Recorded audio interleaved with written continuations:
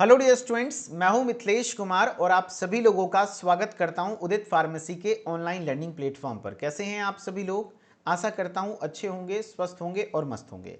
आज के इस लेक्चर में हम लोग न्यूट्रिशन को आगे कंटिन्यू करेंगे, जिसमें मेनली हम लोग मिनरल्स पढ़ने वाले हैं। ठीक है, मिनरल्स को देखेंगे एंड मिनरल्स से रिलेटेड कितने क्वेश्चंस एग्जाम में पूछे गए हैं वो भी पढ़ने वाले हैं। ठीक है, चलिए, तो ये न्यूट्रिशन का पार्ट 6 रहने वाला है। इससे पहले अभी हमने आपको कार्बोहाइड्रेट पढ़ा रखा है, प्रोटीन पढ़ा रखा है, फैट पढ़ा रखा है, मिनरल्स अभी पढ़ रहे हैं, फिर उसके बाद विटामिन्स एंड वाटर्स को भी पढ़ेंगे। ठीक है, चलिए, सोर्सेज ऑफ मिनरल साल्ट्स दोनों माध्यम में हम लोग पढ़ेंगे, हिंदी और इंग्लिश दोनों मीडियम में चीज़ें लिखी रहेंगी। कह रहा है मिनरल साल्ट्स हमें प्राप्त कहाँ से होते हैं, यानी खनिज और लवण जो हमें प्राप्त होते हैं वो कहाँ से होते हैं, खनिज लवणों के स्रोत।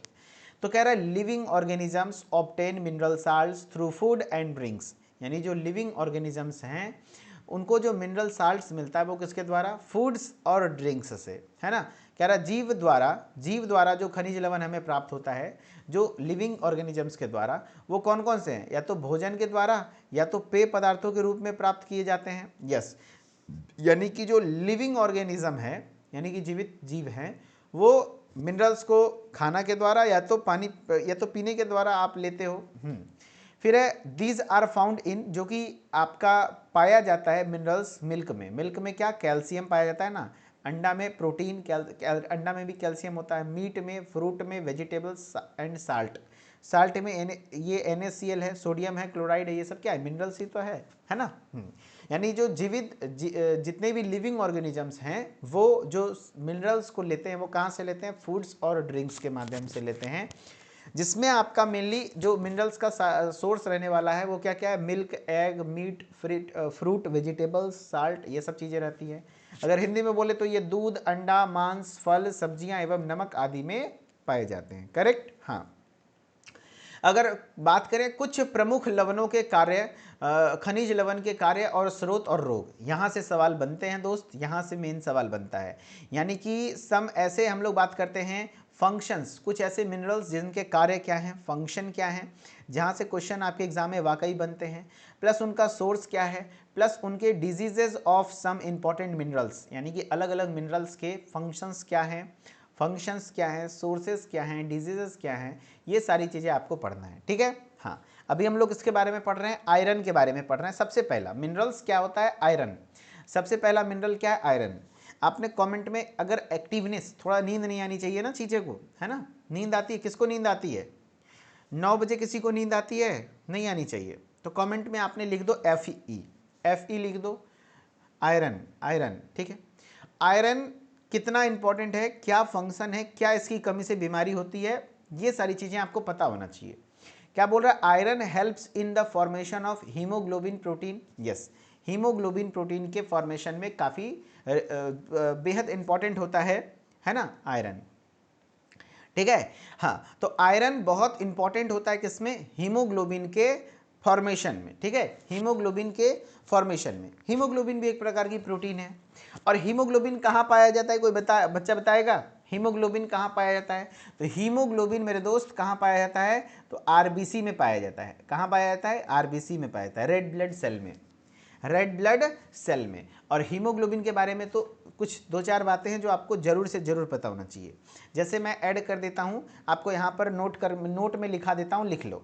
हीमोग्लोबिन मैं बता रहा हूं, हीमोग्लोबिन का नॉर्मल रेंज आपको पता होना चाहिए। सबसे पहले मेन काम क्या है? तो ऑक्सीजन को कैरी करना। क्या? ऑक्सीजन को कैरी करना, ऑक्सीजन को कैरी करना, ट्रांसपोर्ट करना, एक काम ये है। हाँ सर, ये है। इसका रेंज आपको याद रखना होता है। रेंज मेल ब्लड में और रेंज मेल में और फीमेल में, मेल और फीमेल में इसका रेंज, मेल में इसका रेंज कितना होता है सर? तो मेल में इसका ज़्यादा होता है 14 से 16 ग्राम पर डेसीलीटर ब्लड, है ना। जबकि फीमेल में कितना होता है सर? फीमेल में होता है 12 से 14 ग्राम पर डेसीलीटर। ठीक है, याद रखोगे? हाँ, करेक्ट। एंड यही हीमोग्लोबिन है जो कि एक पिगमेंट की तरह से कार्य करता है। पिगमेंट का हिंदी होता है वर्णक। ये किसके जैसा काम करता है? पिगमेंट, पिगमेंट की तरह काम करता है। हिंदी में बोले तो वर्णक की तरह काम करता है, जो कि ब्लड को कौन सा कलर देता है? नीला कलर देता है? नहीं, रेड कलर देने का काम करता है, रेड कलर देने का काम करता है ना। है कि नहीं? हाँ, ऑक्टोपस का ब्लड कैसा होता है पता है? तो याद रख लेना, ऑक्टोपस के ब्लड में हीमोग्लोबिन नहीं होता है, उसमें हीमोसाइनिन होता है। इस वजह से उसका कलर का ब्लड का कलर चेंज हो जाता है। ब्लू कलर देखे हो ऑक्टोपस का ब्लड कभी देखे हो? नहीं देखे हो? याद रख लेना, ऑक्टोपस का कलर, ये एनिमल किंगडम से सवाल बनते हैं। जो कलर होता है, ब्लड का कलर होता है, वो कैसा होता है? ब्लू कलर होता है, ब्लू कलर होता है ना? क्योंकि उसके ब्लड में जो पिगमेंट पाया जाता है उसका नाम क्या है? हीमोसाइनिन। उसका पिगमेंट का नाम क्या होता है? हीमोसाइनिन। पहली बार पता चला क्या? चलो कोई बात नहीं, कम से कम पता तो चला। हीमोसाइनिन, हीमोसाइनिन है जो कि आपके ऑक्टोपस के, है ना, ब्लड का कलर ब्लू होता है। ठीक है। चलिए, तो iron helps in formation of haemoglobin protein. Iron किस में मदद करता है? तो आयरन हीमोग्लोबिन के फॉर्मेशन में मदद करता है। आयरन के बारे में मैंने और क्या बताया भाई? आयरन के बारे में बताया कि iron helps in formation in haemoglobin, क्योंकि हीमोग्लोबिन में हीम वाला पार्ट जो होता है वो आयरन ही होता है। हीमोग्लोबिन में जब आप हीमोग्लोबिन के स्ट्रक्चर को देखेंगे तो हीम वाला पार्ट जो होता है वो आयरन होता है, और आयरन ही है जो कि iron is the binding site of oxygen in haemoglobin molecule. याद रखना, हीमोग्लोबिन मॉलिक्यूल में आयरन, है ना, एक हीमोग्लोबिन मॉलिक्यूल में कितने आयरन होते हैं पता है? 4Fe, Fe+2 फॉर्मेट में होता है। ठीक है, फॉर्म में होता है, 4 को होता है। तो याद रखना, एक हीमोग्लोबिन मात्र 4 ऑक्सीजन को ही कैरी कर सकता है एक साथ में। क्यों? क्योंकि हीमोग्लोबिन में जितना आयरन है उतना ही ऑक्सीजन बाइंड करता है, और हीमोग्लोबिन ऑक्सीजन के साथ बाइंड करके ऑक्सी हीमोग्लोबिन का निर्माण करता है। किसका निर्माण करता है? Oxy haemoglobin, oxy haemoglobin. अच्छा, आप सोचते होंगे सर एक शब्द आप हीमोग्लोबिन सुने कि नहीं, कि बस इतना सारी चीजें बता दी हैं। कैसे बता देते हैं सर? तो कैसे इसलिए बता देते हैं क्योंकि बाबू इस फील्ड में मैं 6 साल से हूं। ठीक है। हाँ, और आपको भी ये चीजें याद करना होगा। यही कारण है जो कि हमारे बच्चे रैंक मारते हैं, क्योंकि उनको हम एक एक लाइन, मेरे मुंह से निकला हुआ हर एक शब्द आपके लिए बहुत इंपॉर्टेंट होता है। ठीक है। हाँ, मैं वो टीचर नहीं हूं जो कि सिर्फ मेरे स्लाइड में जो लिखी है बस उतनी बातें बताऊं, नहीं। मेरा काम ये होता है कि एक एक वर्ड, जितने प्रकार के सवाल आपके एग्जाम में बन सकते हैं या फिर बनने के अनुमान हैं, जो भी सवाल मैंने आपके एग्जाम में देखे हैं, और एक भी ऐसी बात नहीं है इररिलेवेंट। ऐसा नहीं कि ज्ञान फेंकने के चक्कर में आपको फालतू की चीज़ें कुछ भी पढ़ाता, नहीं। बहुत सारी चीज़ें हैं जो कि मैं छोड़ देता हूँ, कारण क्योंकि वो आपके लिए इंपॉर्टेंट नहीं है अभी के टाइम पे। तो किसी भी चीज़ को आपको इग्नोर नहीं करना कि नहीं यार उसको छोड़ देंगे। आप मेरे लेक्चर्स को मल्टीपल टाइम्स देखो, एकदम श्योर शॉर्ट क्वेश्चन यहां से आएंगे तो आएंगे। ठीक है, इसलिए आप इसको स्किप नहीं करना। Iron helps in formation of haemoglobin protein. Haemoglobin protein में यूज होते हैं। हीमोग्लोबिन के बारे में बताया, ये एक रेस्पिरेटरी पिगमेंट है, हाँ, जो कि रेड कलर देने का काम करता है। करेक्ट, बहुत बढ़िया। तो हीमोग्लोबिन प्रोटीन का निर्माण में सहायक होता है आयरन, एंड हीमोग्लोबिन लाल रंग के रुधिर में पाया जाता है, जिससे कि ये श्वसनीय वर्णक है। ठीक है, हाँ, करेक्ट। एंड उसके बाद आपका क्या बोल रहा है कि डेफिशिएंसी ऑफ आयरन। देखो, आयरन की कमी से क्या होता है? एनीमिया। देखो, यहां पर मॉलिक्यूलर स्ट्रक्चर हीमोग्लोबिन का दिया हुआ है। हीमोग्लोबिन को अगर आप तोड़ोगे तो इसमें हीम ग्रुप होता है, पहले तो हीम ग्रुप है प्लस ग्लोबिन है। तो जो ग्लोबिन है ये प्रोटीन चेन होता है, प्रोटीन चेन होता है। इसमें 2 अल्फा चेन होते हैं, 2 अल्फा चेन होता है, एंड 2 बीटा चेन होता है, 2 बीटा चेन होता है। ठीक है, हाँ, 2 alpha chain 2 beta chain. And ये जो हीम वाला पार्ट है ये एक्चुअली आयरन होता है, ये आयरन होता है, Fe+2 होता है, जो कि जिससे ऑक्सीजन बाइंड करता है। और कितने संख्या में होता है? ये 4। कितने संख्या में होता है? 4।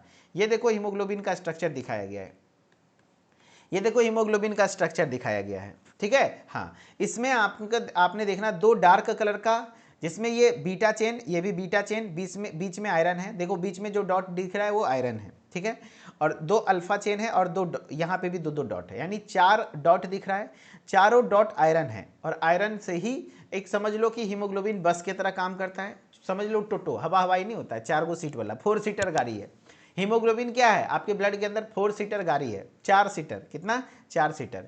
और 4 सीटर है तो चारे को ना सीट आदमी, चारे, ये आयरन क्या है? सीट है, किसके लिए? ऑक्सीजन के लिए। इसीलिए बोला जाता है कि iron is the binding site for oxygen in the haemoglobin, यानी हीमोग्लोबिन में आयरन ऑक्सीजन का बाइंडिंग साइट है, जहां से ऑक्सीजन बाइंड करता है। इसीलिए एक haemoglobin max to max 4 oxygen को ही कैरी कर सकता है एक टाइम पर। ठीक है, हाँ। वही बोल रहा है, लोह की कमी से रक्त अल्पता एनीमिया रोग होती है। हाँ, एनीमिया हो जाएगा। क्यों? एनीमिया क्या होता है सर? एनीमिया का कॉन्सेप्ट पिछली क्लास में अच्छे से बताया। ब्लड की कमी, ब्लड की कमी को हम लोग क्या कहते हैं? एनीमिया कहते हैं। या फिर आप कह सकते हो आरबीसी की कमी, आरबीसी की कमी वो भी एनीमिया कहलाएगा। या फिर आप कह सकते हो हीमोग्लोबिन की कमी, हीमोग्लोबिन की कमी वो भी एनीमिया कहलाएगा। तो ओवरऑल कहने का मतलब है, ओवरऑल कहने का मतलब ये हुआ कि अगर आयरन की कमी हुई, अगर आयरन की कमी हुई तो फिर आयरन नहीं बनेगा तो हीमोग्लोबिन भी नहीं बन पाएगा, हीमोग्लोबिन नहीं बनेगा तो आरबीसी भी नहीं बन पाएगा, जिससे ब्लड में आरबीसी की कमी हो जाएगी। समझ रहे बात को? हाँ। अच्छा बताओ, एनीमिया का मेन सिम्टम क्या आएगा? एनीमिया बीमारी का मेन सिम्टम क्या आता है? ज्योति जी बताइए तो, ज्योति कुलदीप बताइए, एनीमिया का मेन सिम्टम क्या आएगा? तो एनीमिया का मेन सिम्टम आता है फटीगनेस। क्या आता है? फटीगनेस। फटीगनेस मतलब क्या है सर? थकावट। क्या होता है? थकावट। थकावट। क्यों? क्योंकि भाई ऑक्सीजन अगर आपके बॉडी सेल्स में नहीं पहुंचेंगे तो वहां पे ऑक्सीडेशन नहीं होगा, क्योंकि ग्लूकोज भी एनर्जी तभी देता है जब वो ऑक्सीजन से अभिक्रिया करता है। तो ऑक्सीजन की कमी होगी तो आपके बॉडी में हर समय वीकनेस और थकावट होती है। ज़्यादा कॉमन किस में होता है? महिला में होता है, फीमेल में होता है, क्योंकि फीमेल में ब्लड लॉस ज़्यादा होते हैं, मेंस्ट्रुअल साइकिल होती है, मेंसेस होती हैं, प्लस आपके अलग अलग कारण होते हैं। प्रेगनेंसी के टाइम पे अक्सर कमी हो जाती है। ठीक है? हाँ चलो, कह रहा देखो किसका, अब ये क्या है? Liver, kidney, egg, guava, millet, ragi, spinach etc are the main source of iron. यानी आयरन के मुख्य स्रोत क्या है? यकृत है ना, यकृत, वृक, अंडा, अमरूद, बाजरा, रेगी, पालक आदि। हाँ, पालक में आयरन पाया जाता है जो कि मुख्य स्रोत है। ऐसा नहीं लोहा पकड़ के चबाने लग जाना, नहीं। ठीक है? नेक्स्ट है कैल्शियम। नेक्स्ट है कैल्शियम। कैल्शियम क्या होता है दोस्त? गरिमा जी बताइए कैल्शियम। तो कैल्शियम क्या है? It helps in the formation of bones and teeth. Bones and teeth के फॉर्मेशन में हेल्पफुल होते हैं। क्या होते हैं? है ना? सॉरी सर काफ़ी लेट हो गया, एक बार फिर से बता देते। मनीषा कुशवाहा जी, कोई बात नहीं मनीषा जी, लेक्चर फिर से ये अपलोड हो जाएगा रिकॉर्डेड में, शुरू से देख लीजिएगा। जहाँ से मैं पढ़ा रहा हूँ, अभी ज़्यादा नहीं छूटा आपका, 5 मिनट का क्लास छूटा है, 5-7 मिनट का, तो वो पार्ट आप स्किप करके यहाँ से शुरू कीजिए। नया टॉपिक स्टार्ट हो रहा है कैल्शियम। ठीक है? मिनरल्स पढ़ा रहा हूँ, उसको देख लेना रिकॉर्डेड से। ठीक है? चलो, अब रेगा कोई एक तरीके का चीज होता होगा, इसके बारे में कभी सवाल आई नहीं है, तो रागी वगैरह मैंने कभी देखा नहीं। कभी गांव घर का कोई फसल होता होगा, ऐसा कुछ कोई फसल वगैरह होता होगा। चलो गूगल करके देख लेते हैं, मुझे भी उतना आइडिया नहीं है, वहां से कभी सवाल बने नहीं है। चलो देख लेते हैं, है ना? चलिए देख लेते हैं क्या बात कर रहा है। रागी, RAGI, रागी, ऐसा कोई फसल होता है क्या? अच्छा ये देखो, ये रागी है, ये रागी है। ऐसा कोई फसल होता है ना, रागी। ठीक है? रागी मिलेट, जिसमें आयरन पाए जाते हैं। रागी एक प्रकार का फसल है। ठीक है? चलो, ज़्यादा टाइम नहीं देते हैं सब चीज़ों पर, कैल्शियम की बात करते हैं, है ना? फिजिक्स और केमिस्ट्री की क्लास शाम 3 बजे से 3 से 4 चलती है, 3 से 4। ठीक है? Monday Tuesday Wednesday Aditya sir chemistry पढ़ाते हैं, और थर्सडे फ्राइडे सैटरडे फिजिक्स की रिकॉर्डेड लेक्चर अपलोड होती है, लाइव नहीं होती है physics. Calcium, it helps in formation of bones and teeth. Yes, calcium किसके लिए इंपॉर्टेंट होता है? आपके बोन और टीथ के निर्माण के लिए, बोन और टीथ के लिए, अस्थि और दांतों के निर्माण में सहायक होते हैं। Calcium helps in blood clotting. Yes, blood clotting में भी हेल्पफुल होता है। And in functioning of muscles. Yes, muscles के फंक्शनिंग, मसल्स को कॉन्ट्रैक्शन के लिए भी बहुत जरूरी होती है। यानी कैल्शियम रुधिर का थक्का जमाने में एवं पेशी के कार्य करने में सहायक होती हैं। Children and pregnant women need more calcium. यानी कि जो बच्चे होती हैं, गर्भवती महिलाएं होती हैं, उनको कैल्शियम की अधिक आवश्यकता होती है।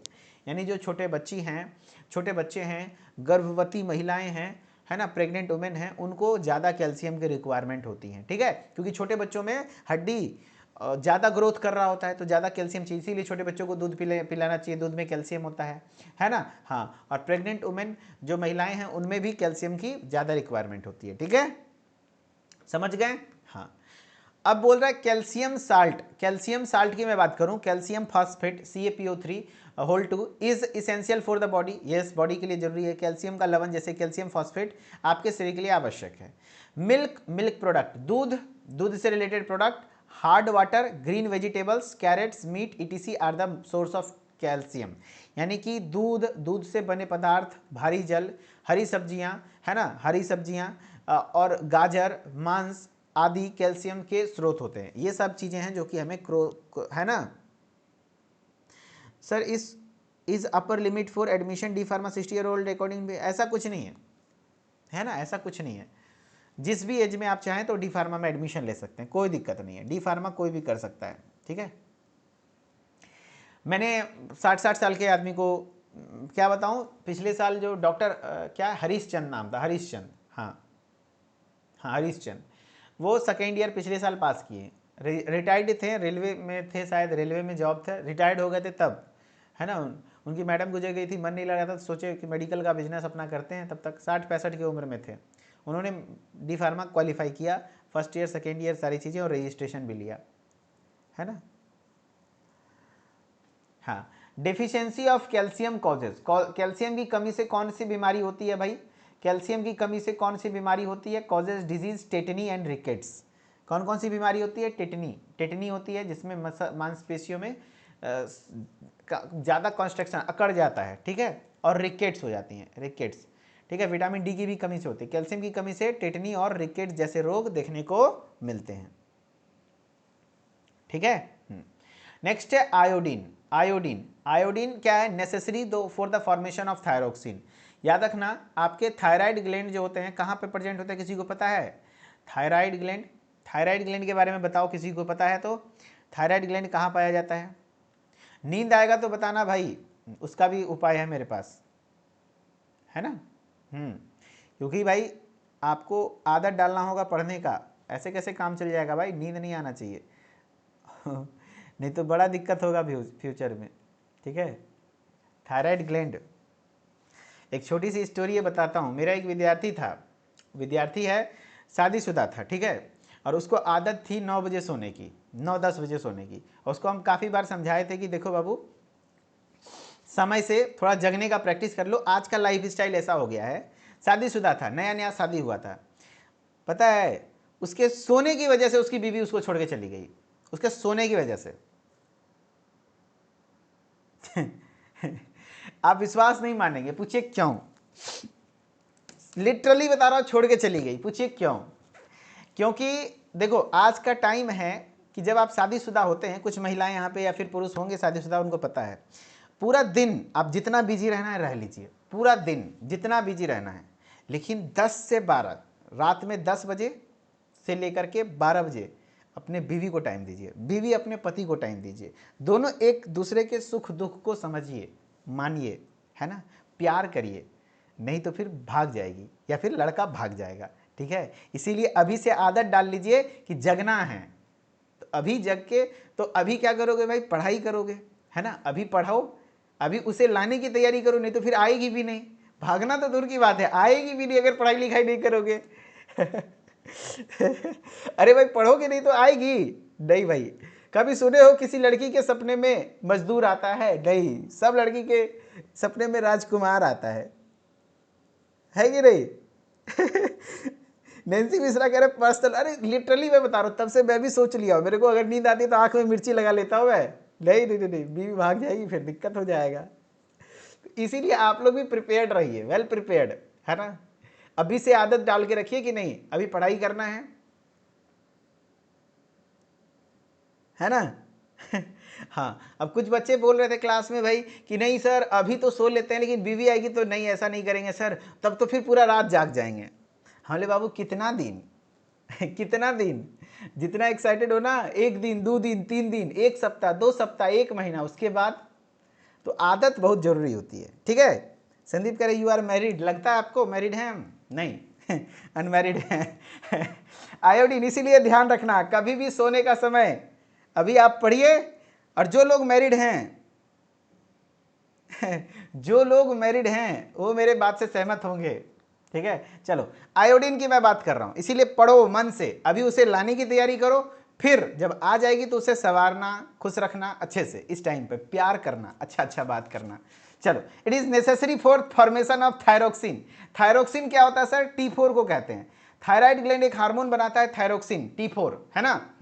तो थायराइड ग्लैंड जो हार्मोन बनाता है T3 T4, इसमें आपका ट्राई आयोडोथायरोनिन, टेट्रा आयोडोथायरोनिन, याद रखना थायराइड हार्मोन्स बनाने के लिए आयोडीन की बहुत ज़्यादा जरूरत होती है। बिना आयोडीन के थायराइड ग्लैंड कभी भी थायराइड हार्मोन नहीं बना पाएगा, खास करके थायरोक्सिन, है ना, T3 T4, तो इसीलिए इसकी जरूरत होती है, ठीक है।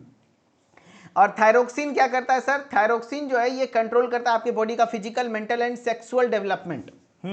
Sexual development, physical development, mental development, plus body का BMR भी कंट्रोल करता है, बेसिक मेटाबॉलिज्म। बेसिक मेटाबॉलिज्म किसको कंट्रोल करता है सर? मेटाबॉलिज्म को कंट्रोल करता है। किसको कंट्रोल करता है? मेटाबॉलिज्म को कंट्रोल करने का काम करता है कौन? आयोडीन, है ना, या आयोडीन नहीं, थायरोक्सिन। तो अगर आयोडीन की कमी होगी तो थायरोक्सिन की कमी हो जाएगी, थायरोक्सिन की कमी हो मेटाबॉलिज्म नहीं होगा, यानी आपका बॉडी का वजन वगैरह बढ़ने लग जाएगा, है ना। Very good. Source of iodine for our body include water, पानी से, ओनियन से, सी फिश, समुद्री मछली से, एंड अदर सी फूड, समुद्री खाने से। लेकिन अभी आपको आयोडाइज्ड नमक मिलने लग गया है तो वहां से भी मिल जाता है, आयोडाइज्ड साल्ट, है ना, आता है ना, टाटा का आयोडीन युक्त नमक, वहां से भी मिल जाएगा। और आयोडीन की कमी से कौन सी बीमारी होती है? ग्वाइटर, ग्वाइटर डिजीज होती है। ग्वाइटर यानी कि घेघा रोग। यही घेघा रोग में क्या होता है? थायराइड ग्लैंड में स्वेलिंग हो जाती है, थायराइड ग्लैंड में स्वेलिंग हो जाती है। थायराइड ग्लैंड में क्या होती है? स्वेलिंग। मैंने क्या बताया? आयोडीन का कहाँ रिक्वायरमेंट है? थायरोक्सिन के फॉर्मेशन में, थायरोक्सिन के फॉर्मेशन में। थायरोक्सिन कंट्रोल करता है physical, mental and sexual development, body के मेटाबॉलिज्म को भी कंट्रोल करता है। एंड आयोडीन का सोर्स मुख्यतः वाटर, ओनियन, सी फिश, सी फूड होता है, समुद्री मछलियां होती हैं। तो वही चीजें लिख रहा है। थायरोक्सिन निर्माण हेतु बहुत आवश्यक है। थायरोक्सिन शारीरिक, मानसिक एंड लैंगिक विकास के लिए बहुत जरूरी होता है। हमारे शरीर हेतु आयोडीन के स्रोत पानी, प्याज, समुद्री मछली, समुद्री खाना, समुद्री भोजन वगैरह होते हैं, ठीक है। हाँ देखो यहाँ लिखा हुआ iodised salt contain potassium iodate, समझ रहे ना। आयोडाइड साल्ट में सीधा आयोडीन नहीं होता है, बल्कि पोटेशियम आयोडेट के फॉर्मेट में आयोडीन होता है। किस फॉर्म में? Potassium iodate. एंड आयोडीन की deficiency of iodine causes the disease goitre. Iodine की कमी से कौन सी बीमारी होती है? ग्वाइटर बीमारी हो जाती है। ग्वाइटर मतलब होता है घेंगा, घेंगा, है ना, घेंगा, इसको हिंदी में कहते हैं। इसमें थायराइड ग्लैंड की स्वेलिंग हो जाती है। देखो थायराइड ग्लैंड में सूजन हो जाता है, यानी आयोडीन युक्त नमक में पोटेशियम आयोडेट होता है। आयोडीन की कमी घेंगा यानी रोग उत्पन्न हो जाता है, ठीक है। ठीक है, समझ गए। और थायराइड ग्लैंड के बारे में कुछ बातें एक बात याद रख लेना, सबसे बड़ा इंडोक्राइन ग्लैंड कौन सा है? थायराइड ग्लैंड के बारे में एक बात याद रख लेना, सबसे बड़ा largest endocrine gland, largest endocrine gland कौन सा है? Largest endocrine gland, largest endocrine gland कौन सा है भैया? लार्जेस्ट इंडोक्राइन ग्लैंड, सबसे बड़ा इंडोक्राइन ग्लैंड कौन सा है? तो थायराइड ग्लैंड है, जो कि कौन कौन सा हार्मोन बनाता है?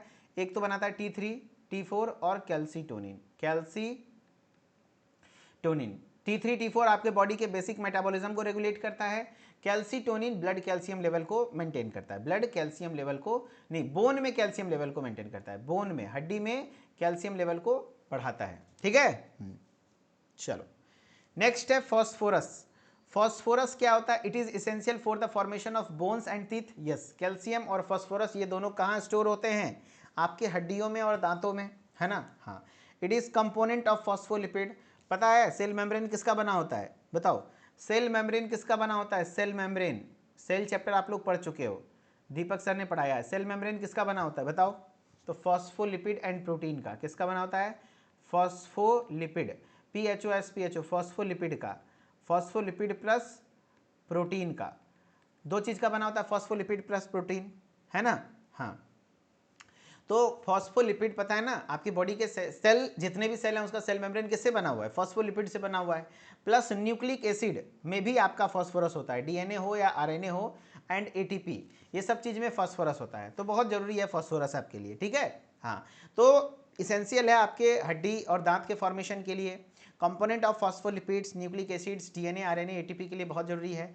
Main sources of phosphorus are milk, main sources जो फॉस्फोरस के हैं मिल्क हैं, ग्रीन लीफी वेजिटेबल्स है, क्रियल्स है, एग्स हैं, ये सारी चीज़ें होती हैं। डेफिशिएंसी ऑफ फॉस्फोरस, जो कैल्शियम की कमी से बीमारी हो रही थी वही बीमारी, कैल्शियम फॉस्फोरस दोनों एक साथ साथ भाई भाई होता है, इसकी कमी से भी वही टेटनी और रिकेट्स जैसे सिचुएशंस देखने को मिलेंगे, हड्डियां मांसपेशियां कमजोर हो जाएंगी, ठीक है। देखो भाई वही चीजें लिखा हुआ हिंदी में, फॉस्फोरस अस्थि व दांत निर्माण में हेतु आवश्यक होते हैं।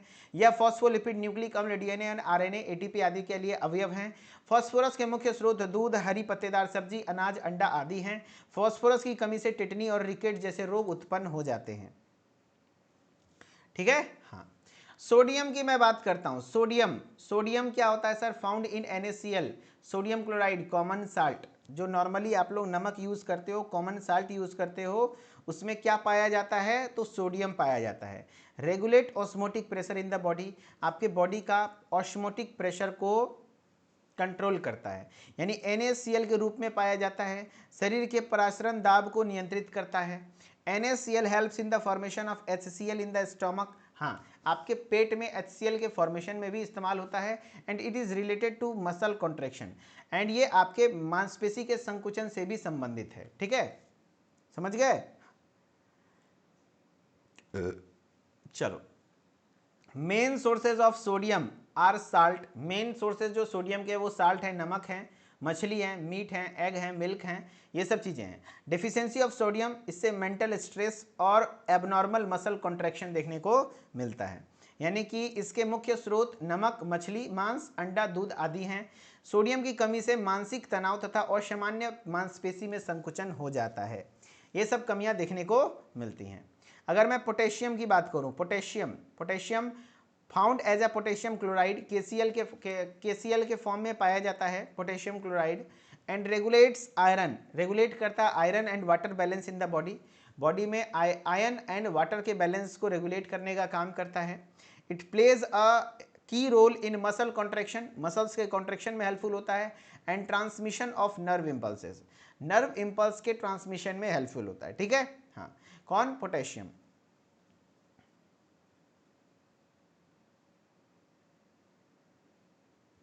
ठीक है, पायरिया जेनेटिक डिजीज है? नहीं, पायरिया जेनेटिक कैसे हो सकता है?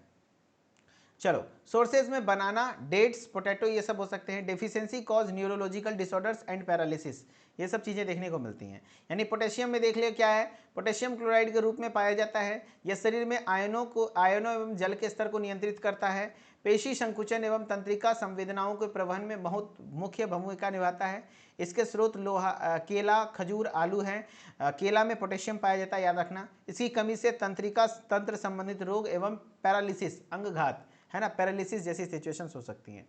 ठीक है, अब है फ्लोरीन। फ्लोरीन क्या है? It is necessary for protection of bones and teeth, आपके हड्डी और दांत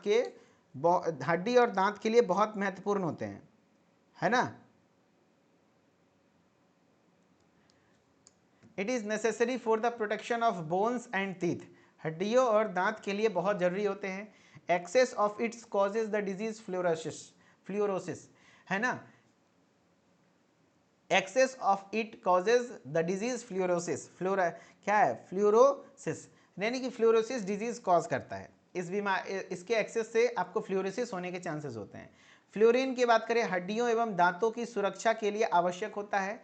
इसके अधिक से फ्लोराइसिस रोग हो जाता है। क्या होता है? फ्लोराइसिस रोग देखने को मिलता है। ठीक है, हाँ, फ्लोराइसिस रोग हो जाते हैं। ये ज़्यादातर बोन्स और टीथ में पाया जाता है। ठीक है, चलो, अब कुछ क्वेश्चंस हैं। सर, टीथ का जो हार्डेस्ट पार्ट होता है, इनामेल, वो मस्त नष्ट कैसे हो जाता है? वो नष्ट भाई धुओ, मुंह नहीं धुओगे तो धीरे धीरे खराब नहीं होगा, गुटखा उटका खाओगे तो खराब हो जाएगा। चलो भाई, mineral salts are obtained by living organisms through, जीवों का खनिज लवण किसके माध्यम से प्राप्त होता है? एयर, वायु, या फिर फूड एंड ड्रिंक्स, सनलाइट, या फिर सॉइल। याद रखना, जो जीवों को, यानी कि जैसे लिविंग है, हम लोग हैं, आदमी लोग हैं, वो कैसे करता है? तो अपने भोजन और पानी के माध्यम से मिनरल्स को फुलफिल करता है। आंसर बी, भोजन से ही करता है कि नहीं? नेक्स्ट है आपका, विच mineral helps in the formation of haemoglobin, कौन सा खनिज हीमोग्लोबिन के निर्माण में सहायक है? Calcium, iron, sodium, iodine. कौन सा खनिज हीमोग्लोबिन के निर्माण में सहायक है? तो कौन सा खनिज हो जाएगा आंसर भैया? तो खनिज के जगह पे आप मार देना मिनरल्स में, तो कौन सा मिनरल्स हो जाएगा भाई इंपॉर्टेंट? तो आंसर हो जाएगा आपका क्या, बताओ? कौन से खनिज हीमोग्लोबिन के निर्माण में सहायक होते हैं? तो हीमोग्लोबिन के निर्माण में सहायक होता है कौन सा खनिज? कैल्शियम नहीं, iron. Yes, iron very important है हीमोग्लोबिन के निर्माण में, है ना, बी करेक्ट। नेक्स्ट है deficiency of iron, iron cause कौन सी बीमारी करता है? लोह की कमी से कौन सा रोग होता है? घेंगा, रिकेट्स, एनीमिया, पैरालिसिस।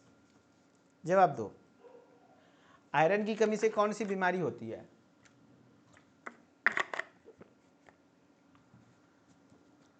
तो आयरन की कमी से जो बीमारी होती है उसका नाम है एनीमिया, खून की कमी, रक्त अल्पता इसको कहते हैं, ठीक है। गॉइटर किसी कमी से, आयोडीन की कमी से, आयोडीन की कमी से। रिकेट्स किसी कमी से, vitamin D and calcium, vitamin D की कमी से। पैरालिसिस पोटेशियम की कमी से, ठीक है। Calcium helps in the formation of, calcium किसके निर्माण में मदद करता है, कैल्शियम किसके निर्माण में सहायक है, ब्लड के निर्माण में, बोन्स एंड टीथ के निर्माण में, स्किन में या हेयर्स में। तो याद रखना कैल्शियम और फास्फोरस ये आपके हड्डियों और दांत के निर्माण में काफ़ी मददगार होता है, काफ़ी हेल्प करता है ना। बिना कैल्शियम के हड्डी बहुत कमज़ोर हो जाएगी, इसीलिए कभी भी किसी को कमजोरी होती है तो कैल्शियम और विटामिन डी का टैबलेट चलाया जाता है, ठीक है। Deficiency of calcium causes, calcium की कमी कौन सा रोग होता है, tetani and rickets, goitre, anaemia, paralysis. जवाब दीजिए। Calcium deficiency of calcium causes, calcium की कमी से कौन सा रोग होता है, तो कैल्शियम की कमी से याद रख लेना आपका टेटनी एंड रिकेट्स, टेटनी और रिकेट्स बीमारी होगी। घेंगा जब भी होगा आयोडीन की कमी से होगा, ठीक है। और रक्त अल्पता आयरन की कमी से होगा, Fe, है ना। पैरालिसिस पोटेशियम की कमी से होगा, आंसर ए। नेक्स्ट है डिफिशियंसी ऑफ आयोडीन कॉजेज, इस तरीके के सवाल बहुत सारे आते हैं। आयोडीन की कमी से कौन सा रोग होता है, तो आयोडीन की कमी से रोग होता है ग्वाइटर, घेंगा रोग होता है, घेंगा रोग होता है। नेक्स्ट क्वेश्चन है sodium is commonly found in the form of, sodium सामान्यतः किस रूप में पाया जाता है, sodium chloride, potassium chloride, calcium phosphate, ferrous sulphate. मेरे ख्याल से बहुत आसान सवाल है भाई, एक ही को में सोडियम दिख ही रहा है तो आंसर हो जाएगा ये, है ना। Sodium commonly found in the form of NaCl, sodium chloride, ठीक है। Potassium mainly helps in, potassium मुख्य रूप से किसमें सहायक है, पोटेशियम मुख्य रूप से किसमें सहायक है, विजन दृष्टि में नहीं, रेस्पिरेशन श्वसन में नहीं, डाइजेशन में नहीं, muscle contraction and nerve impulse, yes nerve के कंडक्शन में, नर्व इंपल्स कंडक्शन में आपने नर्वस सिस्टम पढ़ा है तो वहाँ पे पढ़ रहे होंगे पोटेशियम सोडियम बहुत इंपॉर्टेंट होता है नर्व इंपल्स के कंडक्शन में, इसी कमी से पैरालिसिस तक भी हो सकती है। एक्सेस फ्लोरीन कॉजेज, अगर बहुत ज़्यादा फ्लोरीन हो जाएगा तो फ्लोराइसिस बीमारी होती है, फ्लोरोसिस, फ्लोरोसिस बीमारी होती है, दांतें पीली पड़ने लग जाती हैं, फ्लोरोसिस होता है, ठीक है। चलो तो फाइनली आपका ये पार्ट मिनरल्स वाला पार्ट खत्म हो गया। अब अगले क्लास में हम लोग अलग विटामिन्स के बारे में पढ़ेंगे, ठीक है। चलिए तो बहुत बहुत शुक्रिया, धन्यवाद। इसी तरह से प्यार दुलार आशीर्वाद बनाए रखिए, मन से पढ़ाई कीजिए और कभी भी घबराइए नहीं, मैं आपके साथ हूँ, हमारी टीम आपके साथ है, प्रॉपर मन से पढ़ाई करते रहिए। कंटेंट आपके पास सफिशिएंट है, इसी कंटेंट को पढ़ के रैंक 1 भी आया है, तो डिपेंड आपके ऊपर करता है कि आप कितना मेहनत करते हैं, कितना बेहतरीन तरीके से चीज़ों को पढ़ते हैं। Okay, thank you so much, बहुत बहुत शुक्रिया, धन्यवाद। मिथिलेश्वर ऑफिशियल आप हमारा इंस्टाग्राम आईडी है, वहाँ से भी कनेक्टेड रह सकते हैं। मोर देन 20,000 फार्मा एस्पिरेंट्स हमारे साथ कनेक्टेड हैं, आप भी उस फैमिली मेंबर का हिस्सा बन जाइए, जाकि आपको हर एक अपडेट मिलता रहे, ठीक है। चलिए thank you so much, bye bye, take care.